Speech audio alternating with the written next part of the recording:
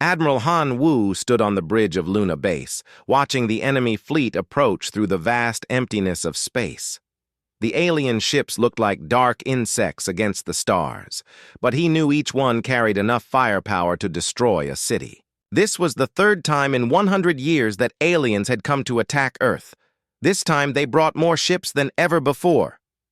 "How many?" Han Wu asked his second-in-command.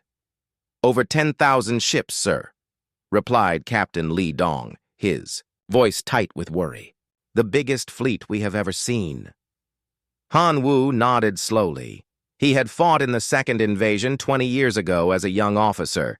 He remembered the burning cities and the screaming people. He remembered how close Earth had come to falling. But Earth had survived, and they had learned from their mistakes. The alien fleet belonged to something called the Galactic Hegemony. It was made up of 12 different alien races who controlled most of the galaxy. They believed that every planet should obey their rules. Earth had refused to submit, and so the aliens kept coming back to try to force them.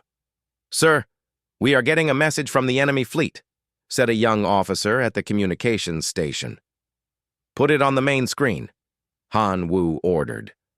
The face that appeared was not human. It had 4 eyes and skin like metal. Its voice sounded like grinding rocks when it spoke. "Humans of Earth," the alien said. "I am War Commander Vexkar of the Hegemony Fleet. You have refused our generous offers of peace 3 times. Now you will face complete destruction. Surrender now, or watch your world burn." Han Wu stepped forward. His own face appeared on screens throughout the enemy fleet. "This is Admiral Han Wu of Earth Defense Force," he said calmly. "You are not welcome in our solar system. Leave now or face the consequences." The alien commander made a sound like laughter. "Foolish humans, you have no idea what real power looks like. Today, your species ends." The screen went dark. Han Wu turned to his officers. "All units, prepare for battle," he ordered. "Send word to Dr. Kim Nari. Tell her we need Project Nemesis ready now." Deep beneath the ice of Antarctica, Dr. Kim Nari worked frantically in a secret laboratory. She had been working on Project Nemesis for 15 years, ever since the second invasion.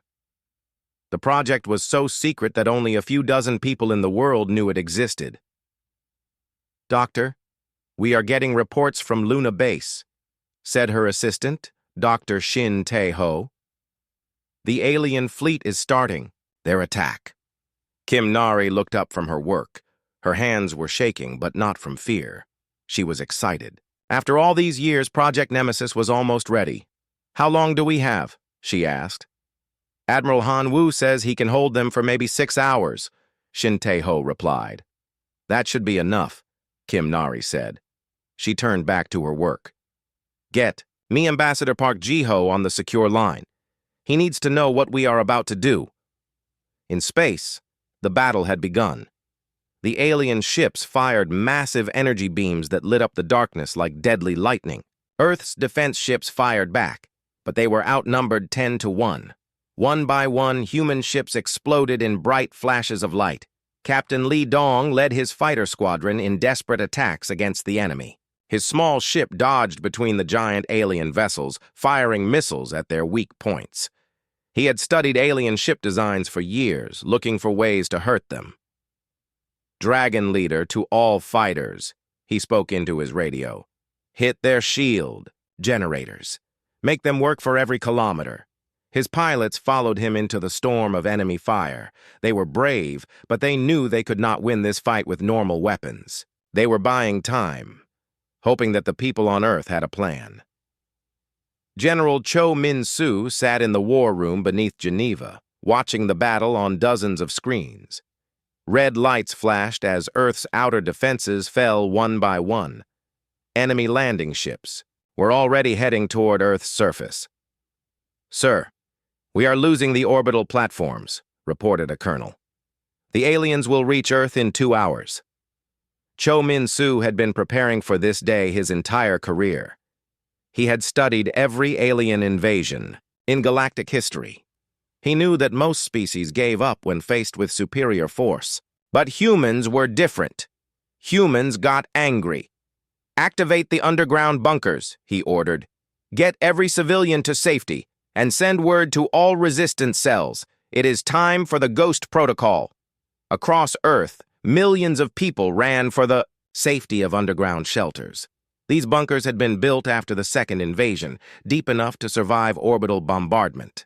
But many people stayed on the surface, ready to fight the aliens with whatever weapons they could find. Ambassador Park Ji-ho received the coded message from Dr. Kim Nari while he was in the diplomatic bunker. He read it 3 times before he understood what it meant.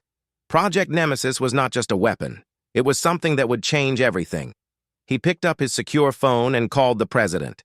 "Sir, Dr. Kim Nari says Project Nemesis is ready for activation," he said. "But she wants your permission first. Once we do this, there is no going back." The president was quiet for a long moment.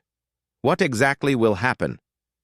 "She says the galaxy will learn what happens when you wake up a sleeping giant," Park Ji-ho replied. Above Earth, the first alien landing ships entered the atmosphere. They looked like burning meteors as they fell toward the major cities. Inside each ship were thousands of alien soldiers, ready to conquer what they thought was a primitive world. But in the hidden laboratory beneath Antarctica, Dr. Kim Nari placed her hand on a control panel that had taken 15 years to build. The panel glowed with soft blue light as ancient computers came to life. "This is for everyone who died in the first 2 invasions," she whispered. "This is for Earth." She pressed the activation button. Deep beneath the Earth's crust, machines that had been sleeping for decades began to wake up. These machines had been built in secret, using technology that no alien race had ever seen. They had been waiting for this moment when Earth's survival depended on revealing its greatest secret.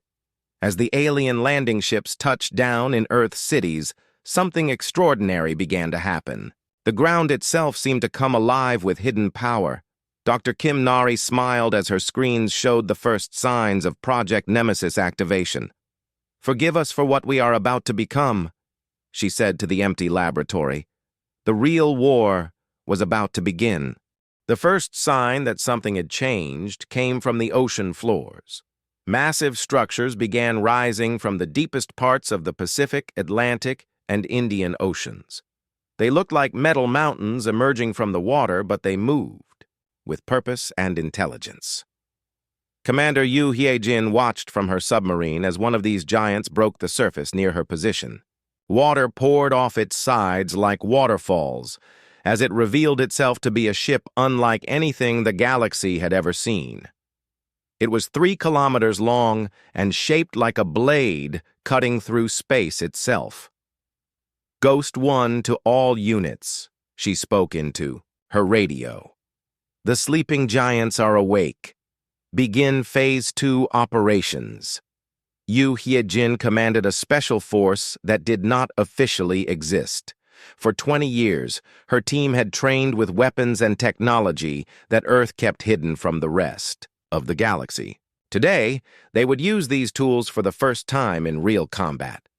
Her submarine suddenly became invisible, not just to radar or sensors, but to the naked eye. The water around it bent light in impossible ways, making the submarine look like empty ocean. This was technology that Earth had developed by studying captured alien equipment, then making it better. "All Ghost units, you are cleared for dimensional shift," came the voice of Dr. Shin Tae-ho from the hidden command center. "Remember, the aliens cannot hurt what they cannot see or touch." Yu Hye-jin smiled as she felt her submarine slip between dimensions. One moment they were in normal space, the next they existed in a place that was almost real but not quite. From here they could strike anywhere instantly. Above the surface, the alien landing forces were having problems they did not understand. Their weapons passed right through human defenders who seemed to appear and disappear at will. Energy beams that should have destroyed buildings instead hit empty air, as if the targets had never been there. Captain Nam Soo-jin sat in the pilot seat of humanity's first true warship to emerge from the hidden shipyards. The ship had no name, yet because officially, it did not exist. It had been built using dimensional forge technology that could create matter from pure energy. "Weapons ready, Captain," reported her gunner. "Target the enemy flagship." Nam Su-jin looked at the massive alien command ship through her viewing screen. It was 5 kilometers long and protected by shields that could stop nuclear weapons. The aliens thought it was invincible. "Fire," she ordered. The weapon that emerged from her ship was not a missile or energy beam. It was a focused distortion in space itself that turned matter directly into energy. The alien flagship simply ceased to exist, converted into pure light in less than a second. The alien fleet went silent for a moment, not understanding what they had just seen. Then panic began to spread through their ranks as more Earth ships emerged from the dimensional forges. War Commander Vexkar stared at his screens in disbelief. His sensors showed that dozens of human ships were appearing from nowhere, but that was impossible. His scouts had mapped Earth's entire industrial capacity. These ships could not exist. "Where did they come from?" he demanded of his officers. "Unknown, sir," replied his science officer, his 4 eyes wide with fear. "Our sensors detect technology that should not be possible. These ships appear to be using controlled black holes for power." Vexkar felt something he had never experienced before in hundreds of battles across the galaxy. He felt afraid. Dr. Kim Nari monitored the battle from her underground laboratory. Project Nemesis was working perfectly for 100 years, ever. Since the first alien invasion, Earth had been preparing for this moment. They had let the aliens attack twice, studying their technology and tactics. Each defeat had taught humanity valuable lessons. "Dr. Shin, report on dimensional gate stability," she said. "All gates functioning within normal parameters," Shin Tae-ho replied.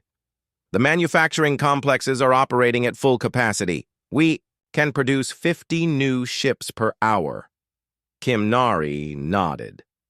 The real secret of Project Nemesis was not just the advanced ships or dimensional technology.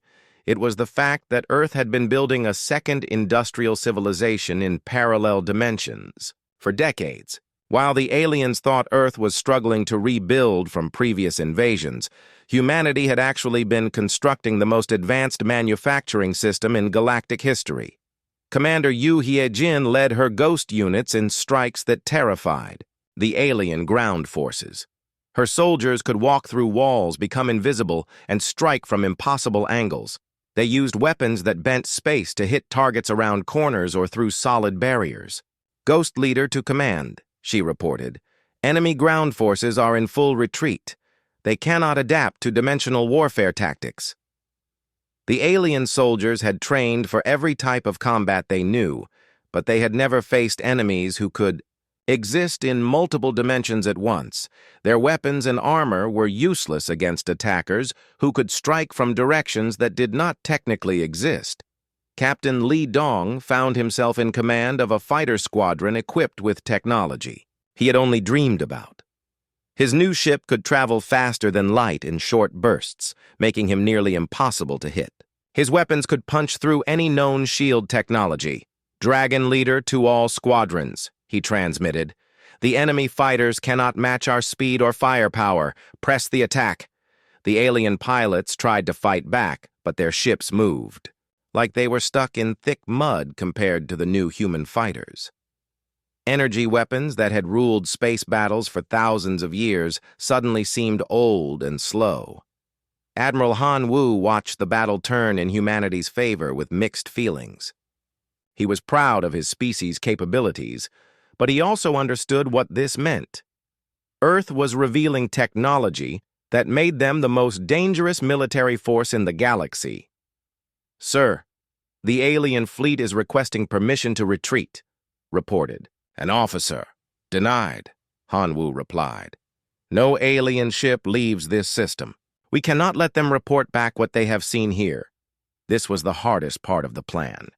For Project Nemesis to work completely, the galaxy could not know the truth about Earth's capabilities yet. The aliens who came to destroy humanity would simply disappear, leaving their masters to wonder what had happened. General Cho Min-soo coordinated the global defense from his underground command center. On his screens, he could see alien landing sites being systematically destroyed by forces that appeared to be using magic rather than science. All resistance cells report success, an aide informed him. Enemy forces are unable to establish any permanent positions on the surface. Cho Min-soo had studied alien military doctrine for years. He knew that most species in the galaxy fought in predictable ways, using massive firepower and superior numbers. But humans had learned to fight differently. They had learned to fight smart.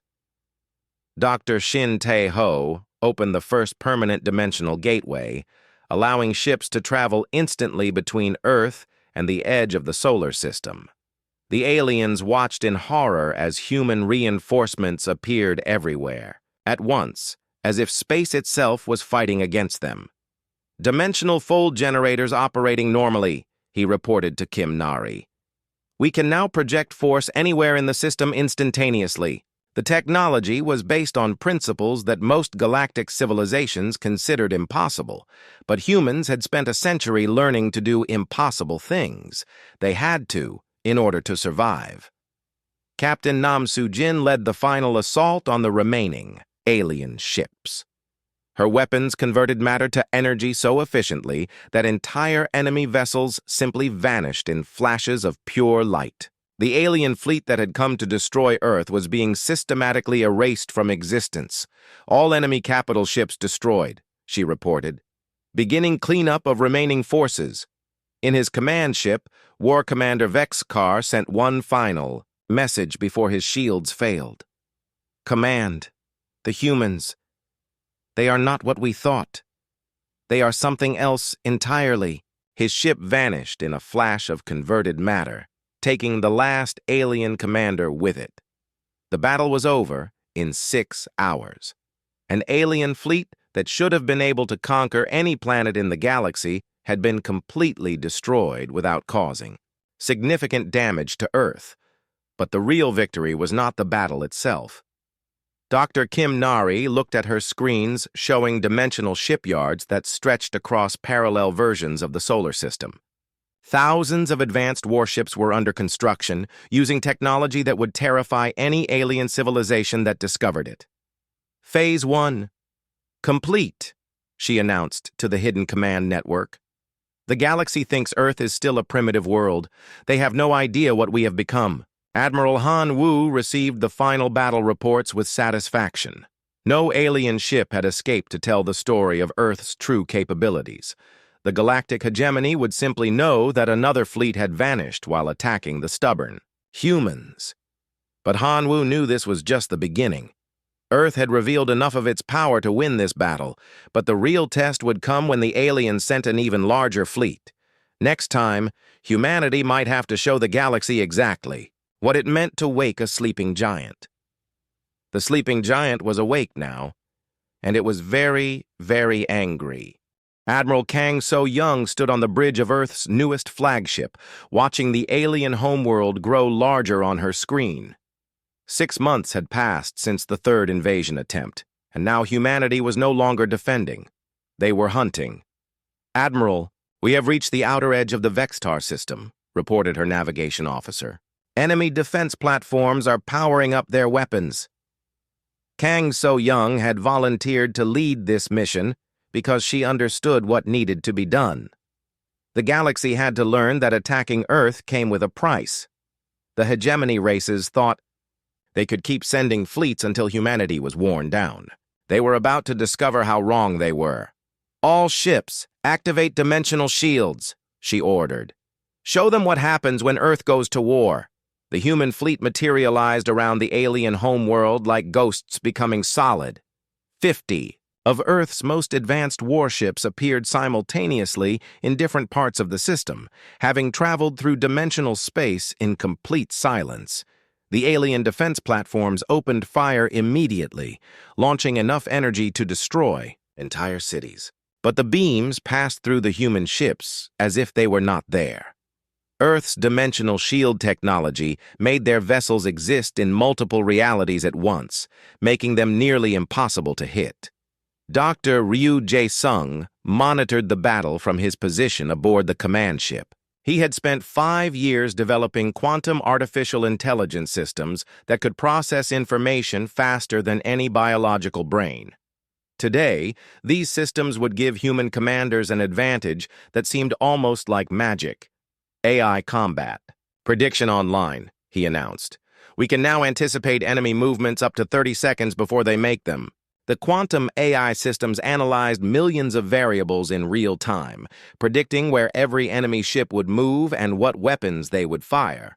Human ships seemed to dance through space, always one step ahead of their opponents. Colonel Park. Hoon led his reconnaissance teams in their most dangerous mission yet. While the fleet battled above, his special forces had infiltrated the planet's surface using dimensional transport technology. They moved through the alien capital like invisible phantoms, gathering intelligence about hegemony military capabilities. Ghost. Base. This is Recon 1, he whispered into his communicator. We have reached the Central Command Facility, beginning data extraction. Park Hoon's soldiers used technology that could copy entire computer systems in seconds while leaving no trace of their presence. The aliens would never know that humans had stolen their most secret military plans. High Admiral Zexthok commanded the defense of his homeworld from a bunker deep underground. He had fought in 100 battles across the galaxy, but he had never seen anything like these human ships. They moved in ways that violated every principle of space combat he understood. How are they doing this? He demanded of his science advisors. Their ships should not be able to exist in multiple dimensions simultaneously. We do not know. Hi. Admiral, replied his chief scientist, their technology appears to be based on principles we have never encountered. They seem to control space and time itself. Zexthok felt his confidence cracking. The Vextar Empire had ruled this part of the galaxy for 3,000 years. They had defeated every enemy they faced through superior firepower and tactical skill. But these humans fought like no species they had ever encountered. Captain Nam Su-jin had been promoted to fleet commander after her success in the Sol system battle.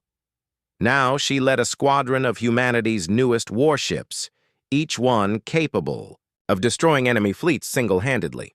Target their orbital shipyards, she ordered. Use minimal force. We want them intact for study. Her weapons officer nodded and fired a precisely controlled energy beam. The alien shipyard's shields collapsed instantly, but the structure itself remained undamaged. This was humanity's new way of fighting. They took what they wanted and destroyed only what was necessary. The human fleet systematically dismantled the alien defense network with surgical precision. Each attack was perfectly timed and executed with mathematical perfection.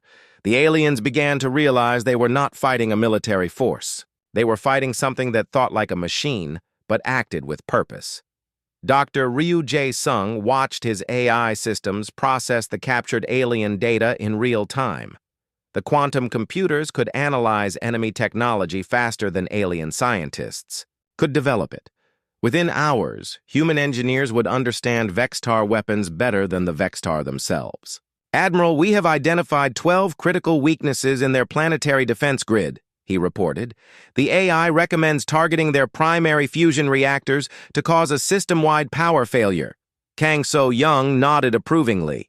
This was what made human warfare different from the chaotic battles typical in the galaxy. Every move was calculated for maximum effect with minimum waste. Commander Yu Hae-jin led her ghost units in strikes against key military installations across the planet. Her soldiers moved through solid matter as if it were air, appearing inside secure facilities to disable weapons and capture important prisoners. Ghost leader to Fleet Command, she reported. We have secured the primary weapons research facility. The aliens were developing improved shield technology, but it is still decades behind our current capabilities. The ease with which human forces penetrated alien defenses was becoming a pattern. Every hegemony world they attacked fell within days, sometimes hours. The aliens simply had no defense against enemies who could exist in multiple dimensions. General. Cho Min-soo coordinated the overall campaign from Earth's hidden command center. His screens showed human forces operating simultaneously on dozens of worlds across hegemony space. Each operation was perfectly timed to support the others. "Sir, we have reports from all task forces," an aide announced. "Every target has been secured with minimal casualties on both sides." Cho Min-soo had studied galactic military history extensively. Most interstellar wars involved massive destruction and millions of deaths. But humans had learned to fight with precision that left enemy infrastructure intact while destroying only military resistance. The news of human victories spread through the galaxy faster than the attacks themselves. Species that had never heard of Earth suddenly found themselves terrified of these mysterious humans who appeared from nowhere and vanished just as quickly. Ambassador Park Ji-ho monitored alien communications from his intelligence post. The diplomatic channels were filled with panic as hegemony leaders tried to understand what was happening to their fleets. "Sir, we are intercepting emergency communications from the Hegemony Council," reported his aide. "They are calling for immediate military reinforcements from all member species." Park Ji-ho smiled coldly. The aliens still thought this was a normal war that could be won with enough ships and soldiers. They had no idea they were fighting an opponent that had been preparing for this conflict for over a century. Colonel Park Hoon completed his mission on the Vextar homeworld just as the planetary government surrendered. His teams had gathered enough intelligence to give Earth complete understanding of hegemony military doctrine and technology. "Recon teams extracted successfully," he reported. "We now have complete technical specifications for all hegemony weapons systems." The information his teams gathered would be analyzed by human scientists who would quickly develop countermeasures. The aliens' most advanced weapons would become obsolete within weeks. Captain Lee Dong found himself leading fighter squadrons that could travel across entire star systems in minutes. His pilots struck enemy forces before alarms could even sound, then vanished before reinforcements could arrive. "Dragon leader to all squadrons," he transmitted. "Enemy response time is still too slow. They cannot adapt to our speed advantage." The alien military commanders were trapped in old thinking patterns. They planned for battles that lasted days or weeks, but human forces completed their objectives in hours and disappeared before effective resistance could be organized.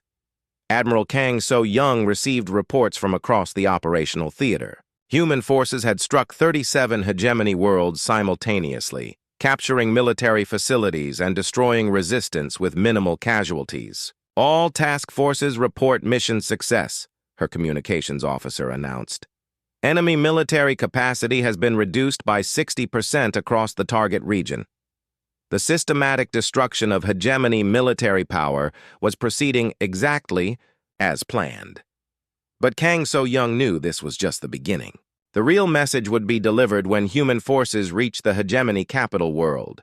Dr. Shin Tai-ho opened new dimensional gateways that allowed human ships to strike anywhere in the galaxy instantly.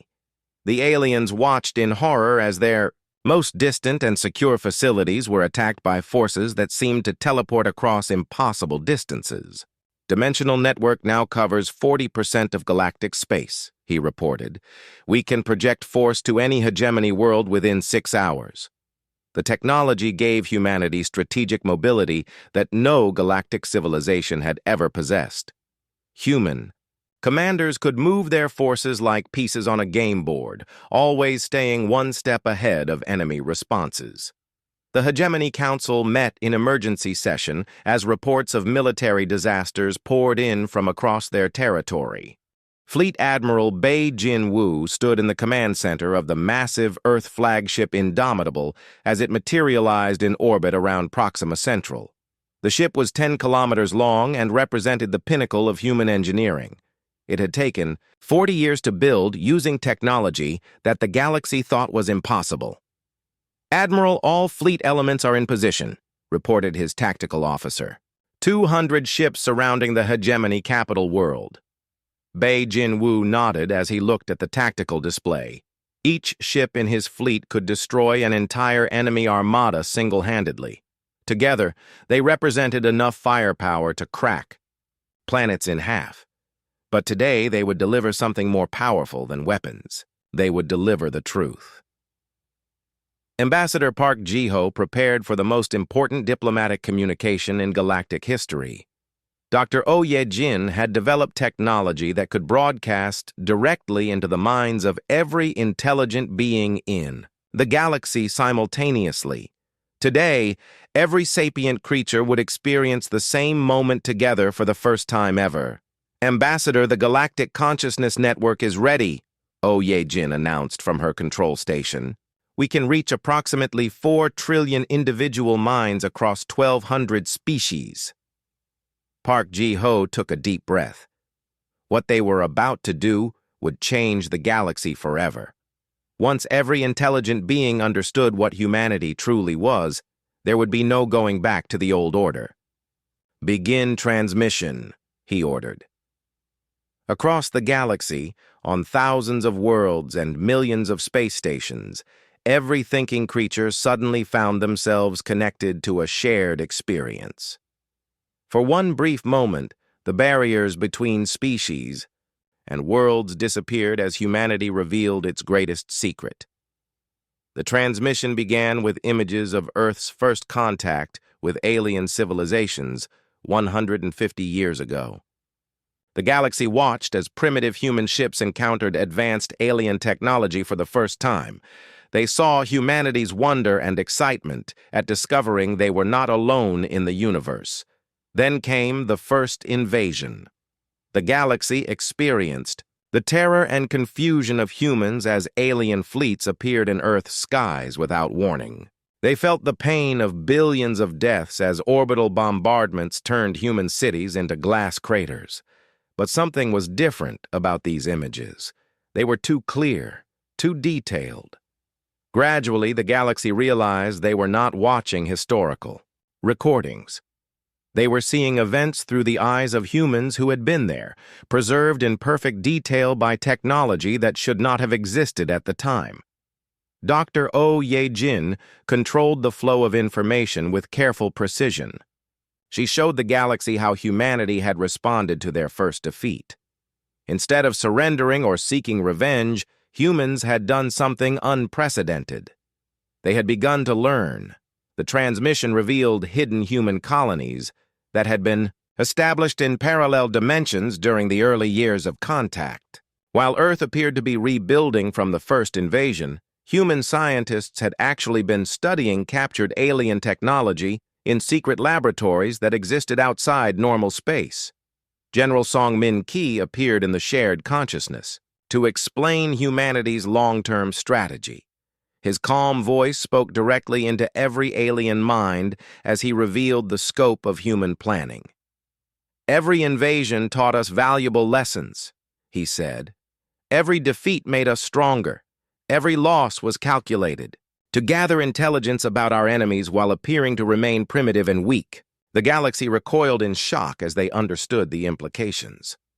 The humans had deliberately allowed themselves to be attacked. They had sacrificed their own people to study alien military capabilities. It was a level of strategic thinking that seemed almost inhuman in its coldness. The transmission continued, showing hidden human shipyards in dimensions that alien science could not detect. The galaxy watched massive industrial complexes that had been producing advanced technology for decades. They saw weapons that could manipulate space and time, ships that could exist in multiple realities simultaneously, and artificial intelligence, systems that could predict the future. Fleet Admiral Bei Jin-woo provided commentary as images of human military capabilities filled every conscious mind in the galaxy. His words were delivered with the precision of a scientific lecture and the finality of a death sentence. We developed dimensional forge technology 50 years ago, he explained.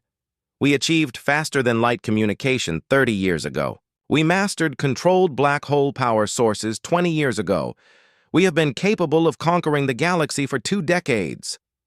The revelation sent waves of terror through alien civilizations.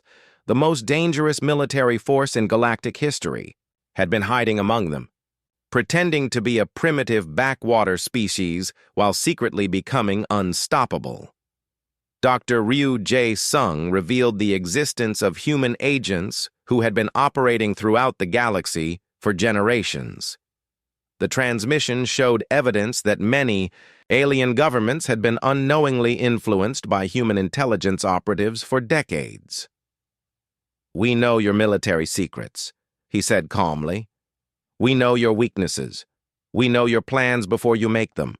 We have been watching you, learning from you, and preparing for this day since our first contact with galactic civilization." The galaxy began to understand that what they thought was a recent human military campaign had actually been the culmination of over a century of careful preparation. The humans had not suddenly become powerful. They had always been powerful, but had chosen to hide it. Commander Yu Hye-jin demonstrated human dimensional warfare capabilities by appearing simultaneously on a dozen different worlds during the transmission. Her image materialized in the most secure alien facilities, proving that human forces could strike anywhere without warning. "Your defenses are useless against us," she said simply. "Your weapons cannot harm us. Your fastest ships are slower than our oldest designs. We could end your civilizations in hours if we chose to do so." The casual way she delivered this threat made it even more terrifying. There was no anger or hatred in her voice, just the calm certainty of someone stating obvious facts. Admiral Kang So-young appeared next, speaking from the bridge of her flagship as it orbited the hegemony capital.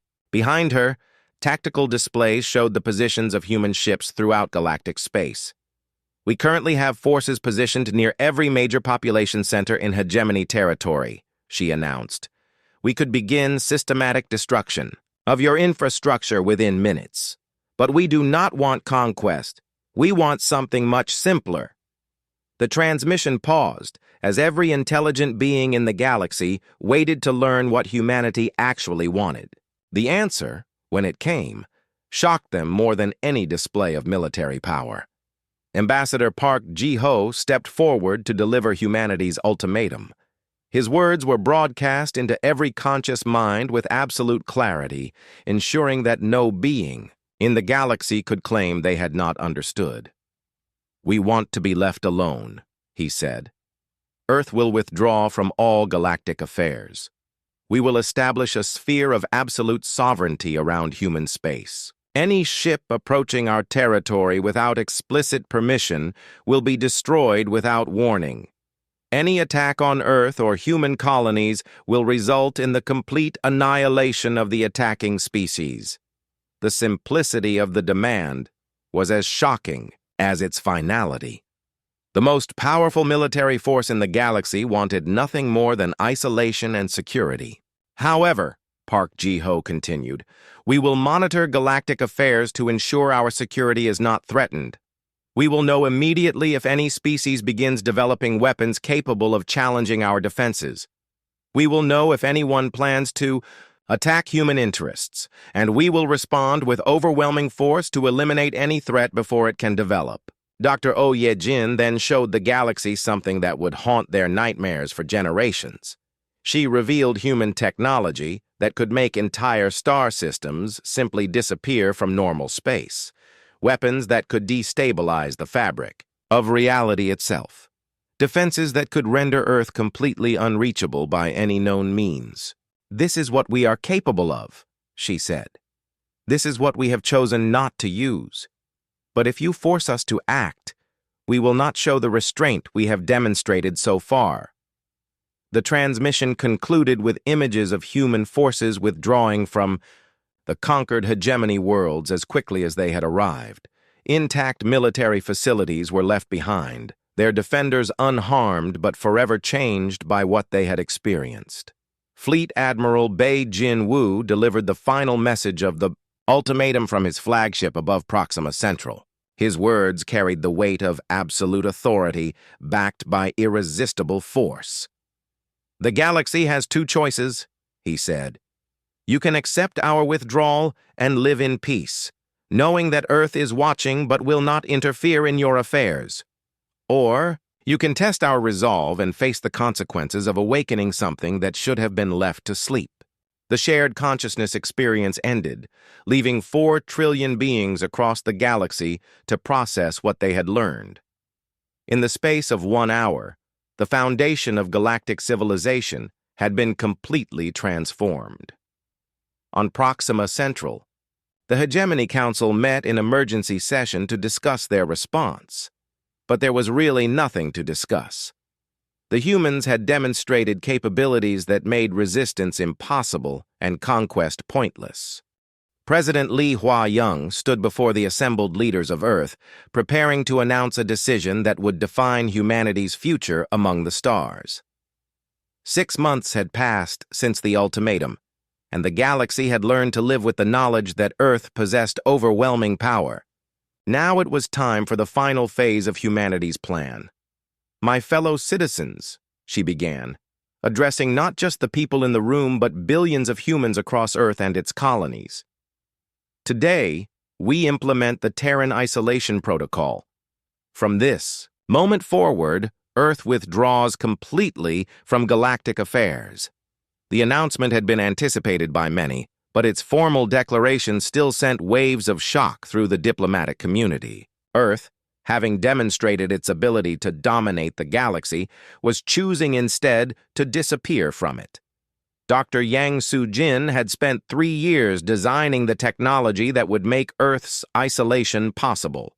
Her team had developed a dimensional barrier system that could enclose the entire Sol system, making it effectively unreachable from normal space. "The barrier generators are positioned at key points throughout the solar system," she explained to the assembled scientists. "Once activated, Sol will exist in a state of dimensional flux that prevents any approach using conventional faster-than-light travel." The technology was based on the same principles that powered humanity's dimensional ships, but applied on an astronomical scale. The entire solar system would slip partially out of normal space, becoming invisible and unreachable to outside observers. Admiral John Kyung-ho commanded the fleet of monitoring stations that Earth was establishing throughout the galaxy. These hidden outposts would be humanity's eyes and ears, watching for any signs of developing threats while maintaining absolute secrecy. "Monitoring Station Alpha 7 is now operational," reported one of his officers. "The Vextar Empire is rebuilding their fleet, but using the same technology we defeated 6 months ago." Jong Kyung-ho nodded as he studied the tactical reports. The aliens were trying to return to their old ways, but they moved carefully now, always aware that human observers might be watching from the shadows. Commander Yu Hye-jin oversaw the withdrawal of human forces from the dozens of worlds they had occupied during the campaign. Her ghost units moved through alien facilities one final time, removing all traces of human presence while leaving behind subtle monitoring devices. "Final extraction from hegemony space completed," she announced. "No evidence of human technology remains in alien hands. All monitoring systems are active and undetectable." The withdrawal was as precisely executed as the original attacks had been. Human forces simply vanished overnight, leaving behind alien governments that suddenly found themselves free but forever changed by their encounter with Earth's power.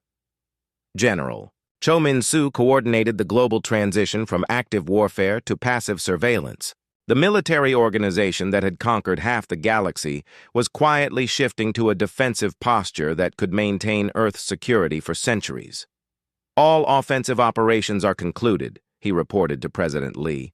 "Defense protocols are now in effect. Earth is officially neutral in all galactic conflicts." The change was more psychological than practical. Earth still possessed the same overwhelming military capabilities, but now they would be used only to defend human space rather than project power across the galaxy.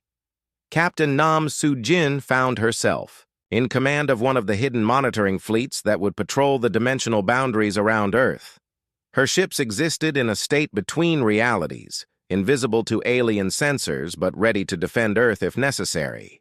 "Perimeter Patrol Alpha reporting all quiet," she transmitted to Earth Command. "No alien vessels detected within 50 light-years of the solar system."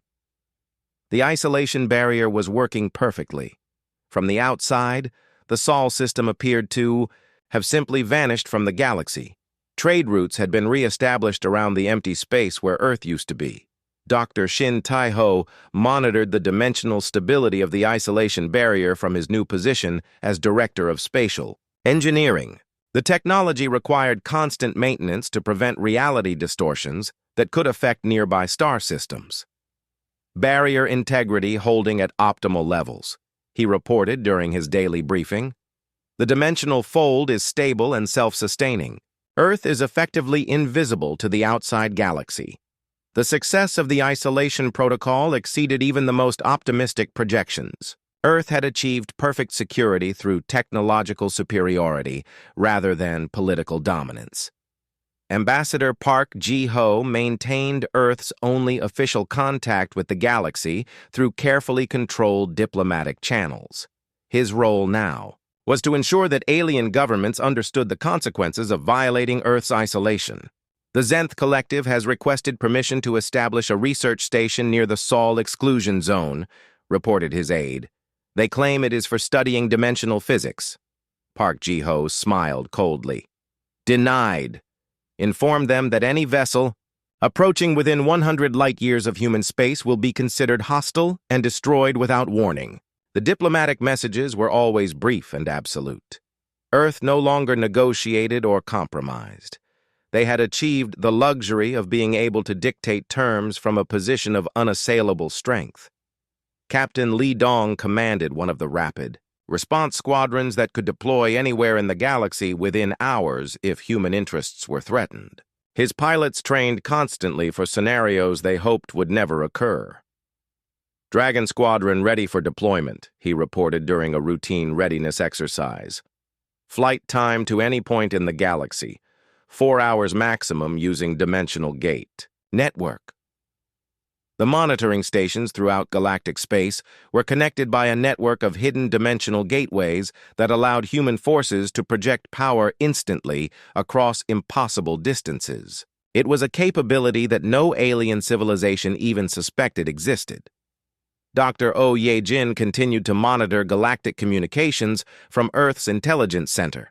Her technology could intercept and decode any message sent anywhere in the galaxy, giving humanity perfect information about alien activities. Intelligence summary for this week, she announced during the security briefing. The former hegemony species are adapting to their new independence. No signs of military buildup or anti-human activities detected. The galaxy was slowly adjusting to life without a central authority. Trade continued. Conflicts arose and were resolved, and civilization moved forward, but always with the knowledge that Earth was watching from beyond the dimensional barrier. Fleet. Admiral Bei Jin-woo had transitioned from active fleet command to strategic planning for long-term security. His role now was to ensure that humanity remained prepared for threats that might not emerge for decades or centuries. Strategic assessment. Complete. He reported to the Defense Council. Current alien technology levels pose no threat to Earth security. Estimated time for any species to develop dangerous capabilities. Minimum 50 years. The long-term view was reassuring.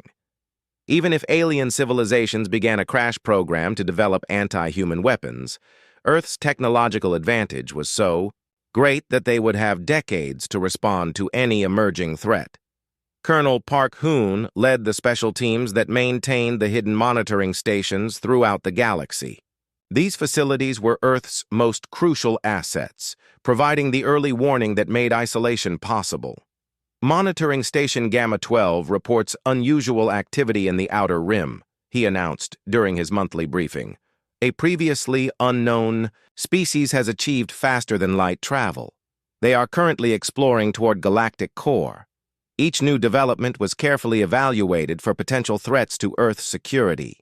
The galaxy was vast and full of surprises, but human intelligence networks ensured that nothing dangerous could develop without Earth's knowledge.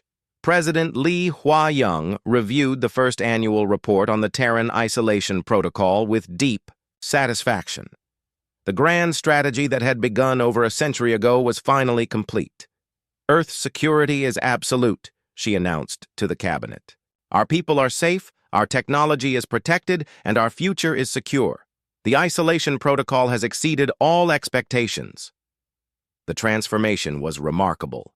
In less than a year, humanity had gone from being a target for alien aggression to being the galaxy's invisible guardian.